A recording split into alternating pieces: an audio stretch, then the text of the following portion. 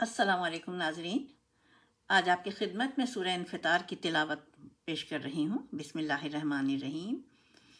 इज़ा समाउन फतरत वैज़ल कवाकिबुन तसरत वैज़ल बिहारो फुज्जिरत वैज़ल कुबूरो बोसिरत अलिमत नफ्सुम मा कद्दमत व आखरत या अय्युहल इंसानु मा गर्रका बिरब्बिकल करीमिल्लज़ी खलक़का फसव्वाका फ़अदलका फ़ी अय्यि सूरतिम मा शाअ रक्कबक कल्ला बल तुकज़्ज़िबूना बिद्दीन व इन्ना अलैकुम लहाफ़िज़ीना किरामन कातिबीना यालमूना मा तफ़अलून इन्नल अबरारा लफ़ी नईमिम व इन्नल फुज्जारा लफ़ी जहीमिन यस्लौनहा यौमद्दीन व मा हुम अन्हा बिग़ाइबीन व मा अदराका मा यौमुद्दीन यौमा ला तमलिकु नफ्सुन लिनफ्सिन शैअन वल अम्रु यौमइज़िन लिल्लाह। अब इसका तर्जुमा पढ़ती हूँ मैं। शुरू अल्लाह के नाम से जो बड़ा मेहरबान निहायत रहम वाला है। जब आसमान फट जाएगा और जब तारे झड़ पड़ेंगे और जब समंदर उबल पड़ेंगे, जब कब्रें उखेड़ दी जाएंगी, तब मालूम करेगा हर शख्स के उसने क्या आगे भेजा था और क्या पीछे छोड़ा। ऐ इंसान, किस चीज़ ने धोखा दिया तुझको अपने रब के बारे में जो करीम है। वही है जिसने तुझे बनाया, फिर तेरे आज़ा को दुरुस्त किया और तेरी कामत को मोतदिल रखा। जिस सूरत में चाहा तुझे जोड़ दिया, हरगिज़ नहीं मगर तुम लोग झुटलाते हो जज़ा को, हालांकि बेशक तुम पर निगहबान मुकर्रर हैं। मुअज़्ज़िज़ लिखने वाले वो जानते हैं उसे जो कुछ तुम करते हो। बेशक नेकूकार नेमतों में होंगे और बेशक बदकिरदार दोज़ख में होंगे, उसमें दाखिल होंगे उस दिन जो जज़ा का दिन है और नहीं वो इससे छुप सकेंगे। और क्या तुम्हें मालूम कि कैसा है जज़ा का दिन? फिर क्या तुम्हें मालूम कैसा है जज़ा का दिन? वो दिन के ना आ सकेगा कोई किसी के कुछ काम, और हुक्म उस दिन अल्लाह ही का होगा। अब देखिए, इस सूरत में परवरदिगार आलम ने इंसान को मुखातिब करके क्या क्या बताया है कि क़यामत का मंज़र बताया है कि जब आसमान फट जाएगा। आसमान ऐसा होगा जैसे कि रुई का गाले उड़ते हैं ना, और ये जो ज़मीन पे पहाड़ हैं ये भी रुई के गालों की तरह से उड़ते फिरेंगे। और सोचिए ज़रा, इतने बड़े बड़े पहाड़ जब टूटेंगे तो क्या होगा।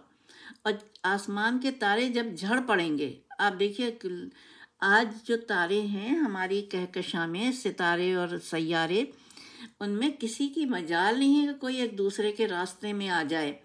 और जब ये देखिए ज़मीन और आसमान, यही ज़मीन और सूरज चाँद जब एक दूसरे के रास्ते में आते हैं तो देखिए ग्रहण लगता है। यानी अल्लाह ताला दिखा देता है कि अगर रास्ते में आएंगे तो ऐसा होगा।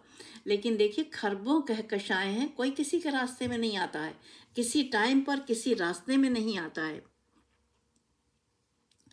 और जब समंदर उबल पड़ेंगे, आप देखिए एक ज़रा सा सैलाब आता है तो हमारी दुनिया क्या से क्या हो जाती है। और जब कब्रें उखेड़ दी जाएंगी, यानी कब्रें, परवरदिगार आलम कब्रें को उखाड़ देगा, खुद से इंसान निकल पड़ेंगे उसमें से। और रवायत है कि एक एक कब्र से 70-70 हज़ार मुर्दे निकलेंगे। बहरहाल उस दिन के लिए परवरदिगार आलम फरमा रहा है कि हर शख्स को मालूम हो जाएगा कि उसने क्या आमाल अंजाम दिए थे दुनिया में, आगे के लिए क्या भेजा था, यानी ज़ादिरा क्या बना के भेजा था और पीछे क्या वो छोड़ के गया। इसीलिए कहते हैं कि अपनी औलाद को अच्छी तरबियत दो कि वो सदक़े जारिया होती है। और जो नेक आमाल होते हैं वो भी इंसान के, वो है ना वल बाक़ियातुस सालिहात, के सब कुछ फ़ना हो जाएगा, हर शय फ़ना हो जाएगी। लेकिन अल्लाह रब्बुल आलमीन के यहाँ जो चीज़ बाकी रहेगी, बाक़ियातुस सालिहात, जो आपने नेक आमाल किए होंगे। उस नेक आमाल में ये नहीं है कि आप लाखों रुपए खर्च करके नेक आमाल करें, नहीं। आप थोड़े से किसी को मजबूर को, किसी अपने रिश्तेदार को एक सलाम कर लीजिए जो आपके करीब नहीं आ सकता है। आप खुद उसको जाके सलाम कर लीजिए। आप उसके साथ जो आपकी हैसियत है वो आप खाना खिला दीजिए, किसी यतीम के सर पे हाथ रख दीजिए। यही सब नेकियां हैं। अगर देखिए तो बड़ी छोटी छोटी सी बातें हैं, लेकिन ये नेकियां हैं।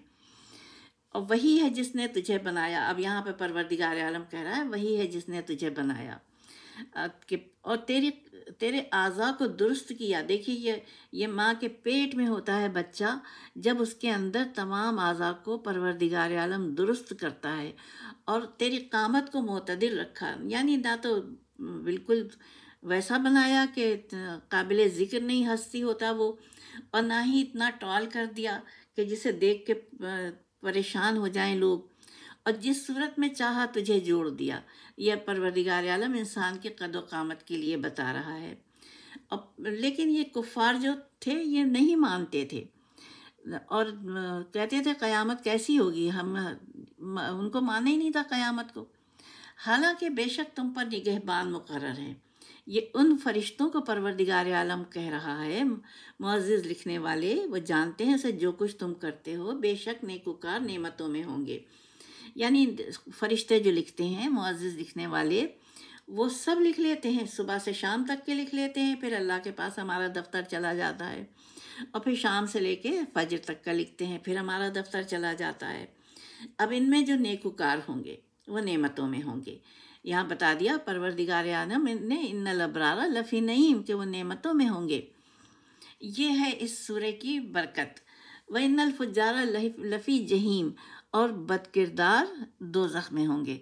अब बदकिरदारी खाली ये थोड़ी है कि आपने अपने किरदार को दाग लगा लिया, बल्कि ये भी एक किरदार की कजी है कि आप अपने अज़ीज़ अक़रबा से अच्छा सलूक ना करें, आप किसी यतीम का ख्याल ना करें, आप अपनी दुनिया में मगन रहें। आपकी दुनिया है और बस काफ़ी है।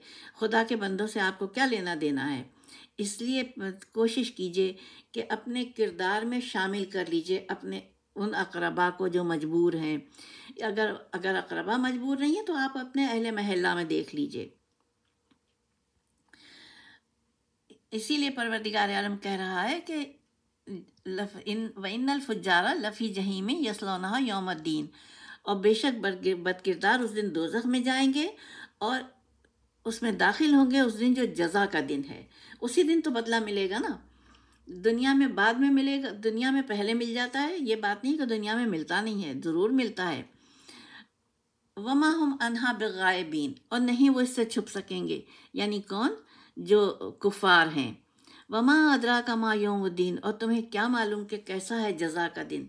यानी आपको मालूम होना चाहिए कि वो कितना सख्त दिन होगा, जहाँ फिर अपने अमाल का दफ्तर हमारे गले में डाला जाएगा। अब यहाँ पे परवरदिगार दोबारा कह रहा है सुम्मा मा अदरा का मा यौमुद्दीन, फिर क्या तुम्हें मालूम कि कैसा है जज़ा का दिन। यौम ला तमलिकु नफ्सुन लिनफ्सिन शैअन वल अम्रु यौमइज़िन लिल्लाह, वो दिन के ना आ सकेगा कोई किसी के कुछ काम। यानी अगर कोई ना माँ सिफारिश कर सकेगी बेटे की, ना बेटा सिफारिश कर सकेगा माँ की, ना कोई रिश्ता नहीं काम आएगा। जो कुछ होगा उस दिन अल्लाह ही का हुक्म होगा। बड़ा खूबसूरत सूरा है, बहुत ही खूबसूरत है। और इसकी फ़जीलत ये है कि दौलत, इज़्ज़त, मर्तबा, नेकनामी ये इंसान के मुक़द्दर में लिख दी जाती है जो शख्स इसकी तिलावत करता है पाबंदी से। दौलत, इज़्ज़त, शोहरत, मर्तबा, अगर आपको अपनी ज़िंदगी में खुदावंद आलम की रहमतों का नज़ारा देखना है तो आप इस सूरे को अपनी ज़िंदगी में पढ़ने के लिए शामिल कर लीजिए। व आखिर दावाना अल्हम्दुलिल्लाहि रब्बिल आलमीन, वस्सलातु वस्सलामु अला खैरिल मुरसलीन व आलिहि तय्यबीन ताहिरीन। खुदावंद करीम से मेरी दुआ है कि हम सबको कुरान पाक समझ कर पढ़ने की तौफीक अता फ़रमाए। आमीन सुम्मा आमीन, इलाही आमीन। खुदा हाफ़िज़।